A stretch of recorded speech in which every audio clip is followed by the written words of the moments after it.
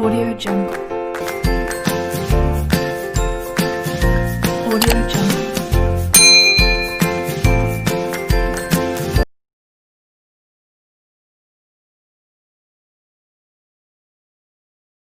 Assalamualaikum warahmatullahi wabarakatuh. Perkenalkan, nama saya Saila Min Amrina Rosyada, NIM 23070180056 dari kelas Statistika B, Program Studi Tadris Matematika IAIN Salatiga. Nah, di sini saya akan menjelaskan atau membahas sedikit mengenai proses penelitian yang saya ambil kemarin. Dari proses pertama yaitu cara pengambilan data, sampai dengan proses terakhir yaitu kesimpulan. Dalam penelitian kali ini saya mengambil judul pengaruh sosial media terhadap prestasi akademik mahasiswa. Mengapa saya mengambil judul itu? Karena saya ingin mengetahui apakah ada pengaruh antara sosial media terhadap prestasi akademik mahasiswa. Untuk populasinya dalam penelitian ini saya mengambil dari mahasiswa Tadris Matematika kelas B angkatan 2018 yang berjumlah 32 orang. Untuk sampelnya diambil secara random sampel sederhana, sedangkan untuk menentukan jumlah sampelnya menggunakan uji Kolmogorov Smirnov diperoleh 30 orang. Untuk datanya saya menggunakan Google Form. Setelah data terkumpul semua, selanjutnya adalah mengidentifikasi masalah. Sebelumnya harus mengetahui apakah data tersebut itu termasuk parametrik atau non parametrik. Kebetulan data saya adalah parametrik. Nah, sebelumnya kita menguji normalitas, di mana uji normalitas tersebut adalah untuk mengetahui apakah data tersebut berdistribusi normal atau tidak. Nah, setelah saya cek menggunakan SPSS, kebetulan data saya bersifat normal. Nah, kemudian saya uji menggunakan uji regresi linear sederhana. Kenapa saya menggunakan analisis regresi sederhana tersebut? Karena analisis regresi sederhana merupakan alat statistik untuk menduga hubungan antara variabel.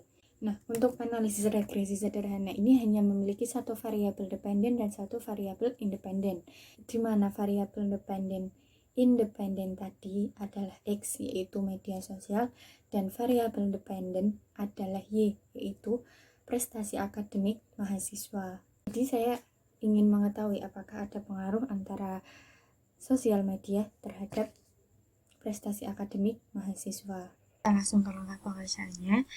Diperoleh data dalam tabel tersebut itu dari hasil penelitian pengaruh sosial media terhadap prestasi akademik mahasiswa dari 30 sampel penelitian. Selanjutnya langkah-langkah uji analisis regresi linear sederhana. Di situ ada 6 langkah.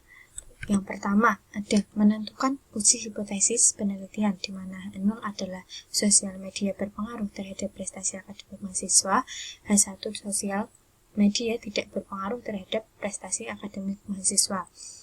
Selanjutnya ada mencari harga sigma X, sigma Y, sigma X kuadrat, sigma Y kuadrat, dan sigma XY dengan menggunakan tabel bantu.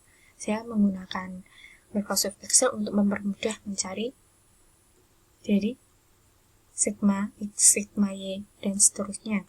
Selanjutnya ada mencari persamaan regresi sederhana Y terhadap X, di mana dalam langkah ini kita mencari harga koefisien A dan koefisien B. Nah, harga koefisien A diperoleh 75,15, untuk yang B diperoleh min 0,05. Dari perhitungan koefisien A dan B di atas, nah diperoleh persamaan regresinya yaitu Y sama dengan 75,15 min 0,05x, di mana rumusnya adalah Y sama dengan A plus BX. Selanjutnya ada uji linearitas dan signifikansi regresi Y terhadap X.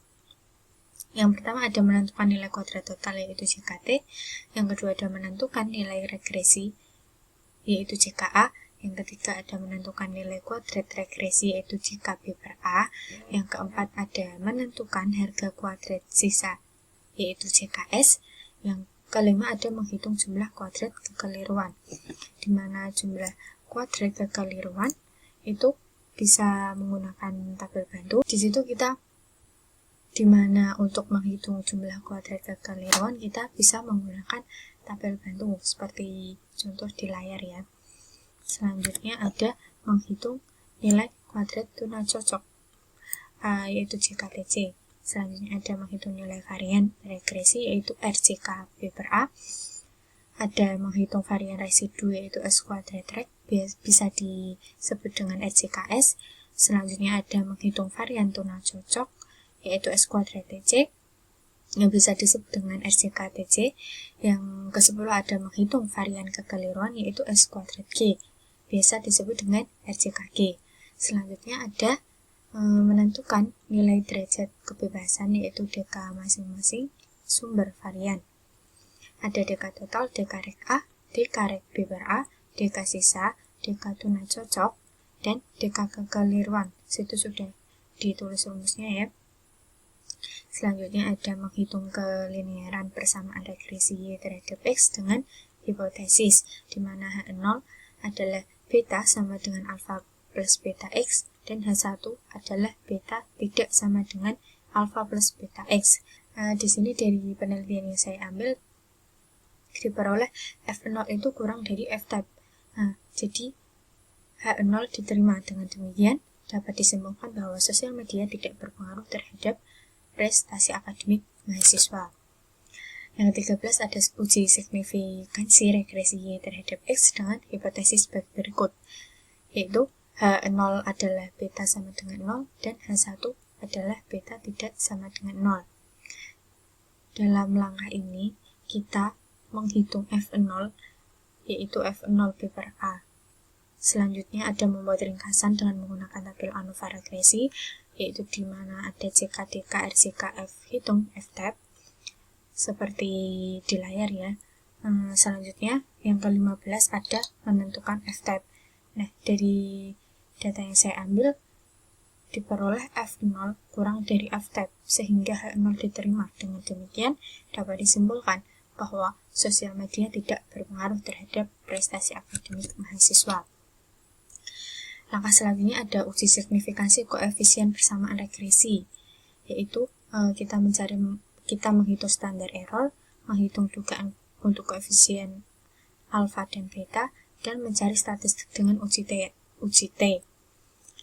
Di mana dalam mencari statistik dengan uji T diperoleh TB kurang dari T-type, maka H0 diterima, yang berarti bahwa media sosial tidak berpengaruh terhadap prestasi akademik mahasiswa.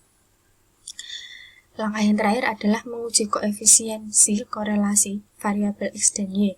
Nah, di mana dalam langkah ini kita mencari T hitung dan T-type.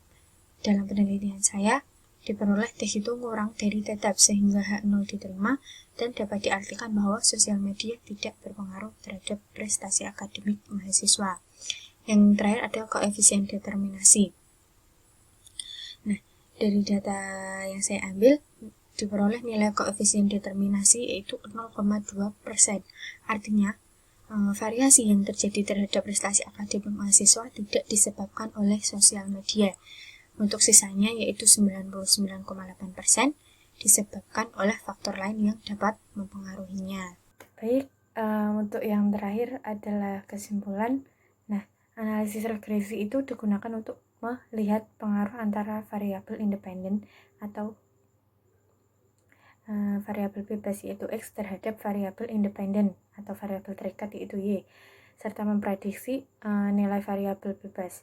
Nah, berdasarkan hasil penelitian yang saya lakukan, diperoleh nilai koefisien determinasi adalah 0,2%. Hubungan antara sosial media dengan prestasi akademik mahasiswa, koefisien korelasinya sangat rendah, sehingga bisa dibilang sosial media tidak berpengaruh terhadap prestasi akademik mahasiswa. Terima kasih. Apabila ada banyak salah, banyak kekurangan, saya mohon maaf. Wabillahi taufiq wal hidayah. Wassalamualaikum warahmatullahi wabarakatuh. Bye.